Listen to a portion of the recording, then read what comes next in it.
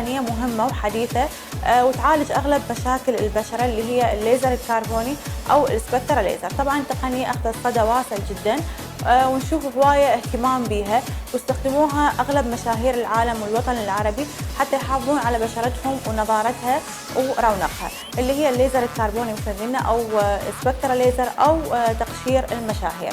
خلينا نشوف هاي التقنية وتفاصيلها واستخداماتها.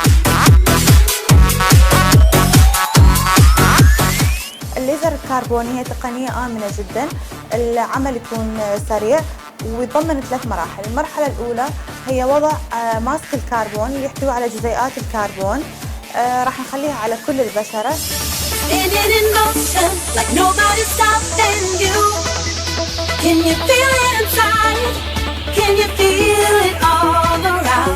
نشوف انه هي الخطوة الأولى مثل ما قلنا انه راح نخلي ماسك الكربون اللي يحتوي على جزيئات الكربون، طبعا نخلي طبقة سميكة تكون على كل المكانات اللي بارزة من الوجه. طبعا ممكن انه اي منطقة تعاني من مشكلة حتى لو كانت الشفاه او الرقبة ممكن انه احنا نعالجها، واكيد اذا كانت مكانات تعاني من مشاكل مثل الايد او الاكواع او الركب او حتى المناطق الحساسة ممكن انه نخلي عليها طبقة من الكربون ونسخنها بالليزر. راح نترك الماسك لمدة 20 الى 30 دقيقة وبعدها نسوي الخطوة الثانية.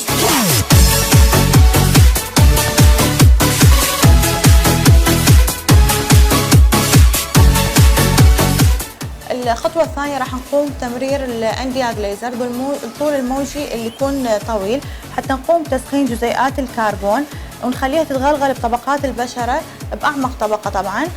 بعدها راح نقوم بالخطوة الأخيرة.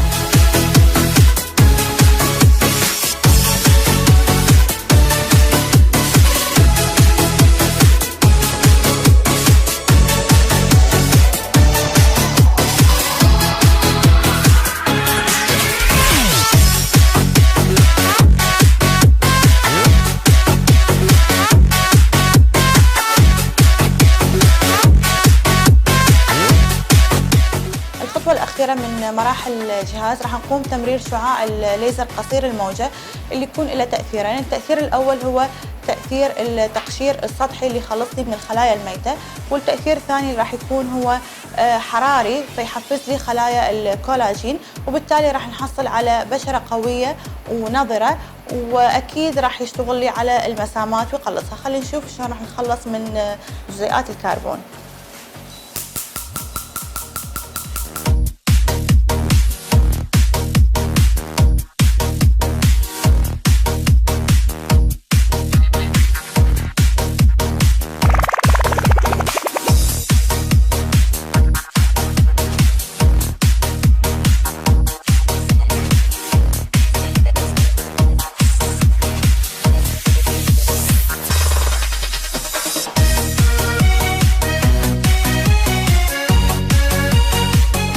بعد الجلسة مباشرة ما راح نشوف أي احمرار. ممكن أنه بعض الأحيان اللي عندهم بشرتهم تكون حساسة ممكن أنه نشوف احمرار خفيف خلال ساعة أو ساعتين راح يروح، وهذا اللي يميز الليزر الكربوني عن بقية أنواع الليزر اللي هو يكون آمن جدا، ما يحتاج إلى داون تايم ولا يحتاج إلى فترة نقاهة.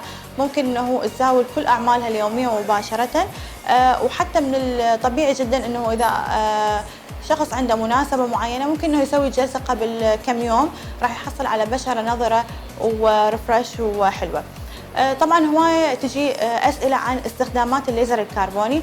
الاستخدام الأول هو تفتيح البشرة وتفتيح المناطق الحساسة وتحت الأبط والبكيني وأي منطقة بالجسم، ممكن الركب والأكواع والرقبة، هاي كلها ممكن انه نشتغل على تفتيحها بجلسات معينة. أكيد يساعد لي على التخلص من التجاعيد الخفيفة اللي ممكن أنه نتخلص منها بالحقن وغيره، وأيضا يخلصني من المسامات المفتوحة. أشعة الليزر لها تأثير مباشر على الغدد الدهنية وتقليصها وتقليل عملها، بالتالي تخلصني من الإفرازات الدهنية وتعالج لي حب الشباب.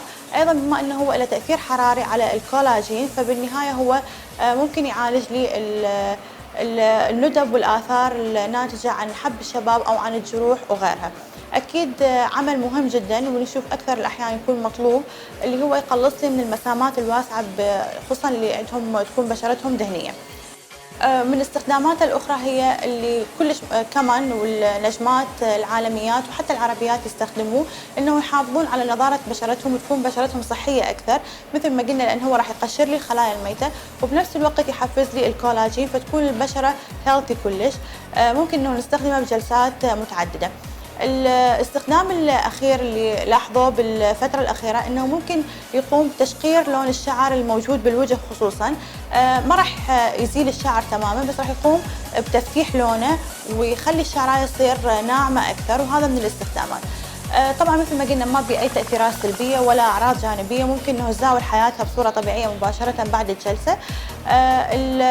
عدد الجلسات اللي تجي أسئلة هواية عليه إنه تكون الجلسة لازم تحدد حسب طبيعة البشرة والمشكلة اللي يعاني منها المراجع، يعني أكيد بعد الاستشارة وبعد المعاينة راح نحدد عدد الجلسات، ممكن تكون واحدة ممكن تكون 4 فاصل شهر بين جلسة وثانية. طبعا هذا الجهاز هو الجهاز الحديث وممكن انه انتم تسوون فد سيرش معين عليه وتشوفون مدى فاعليته، وحاليا هو الجهاز الاول بالعالم اللي يحل تقريبا اغلب مشاكل البشره.